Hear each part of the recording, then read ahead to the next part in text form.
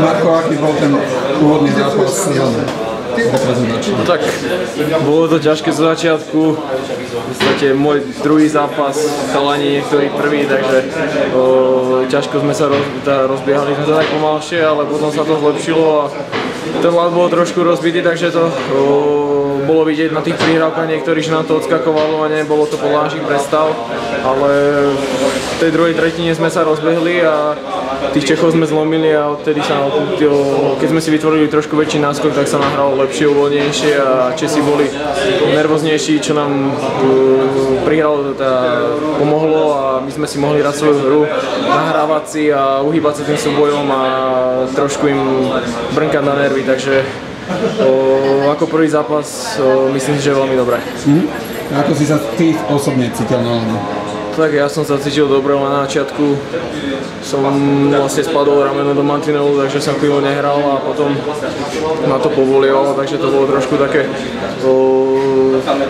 necítil som sa úplne najlepšie, takže možno aj preto to nebol ten najlepší výkon, ale jak mi to tam padlo, vlastne jak som točoval, tak odtedy som sa trošku uvoľnil, padlo to zo mňa tá nervozita trošku a hralo sa mi fakt super aj s Maťom, aj s vlastne Majom Lunterom, takže sadli sme si a bolo to vidieť, myslím si, že aj na ľade v našich kombináciách.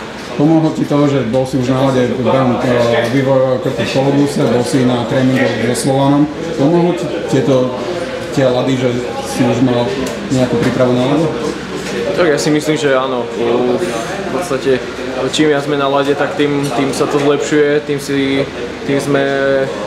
nám lepšie idú tie nohy, ale hovorím, tu bol špatný ľad, je tu ľad prvý týždeň sa mi zdá, takže sa to topilo, takže nebolo to dobre, sa nám ťažšie korčilovalo, ale sme sa s tým vyrovnali a odohrali sme dobrý zápas.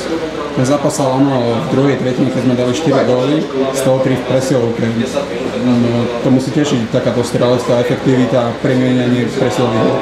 Tak venovali sme sa tomu na tréningoch, aj včera, aj dnes sme nacvičovali niečo ešte ráno, takže bolo to myslím si, že tým zapričinené a máme to celkom dobre.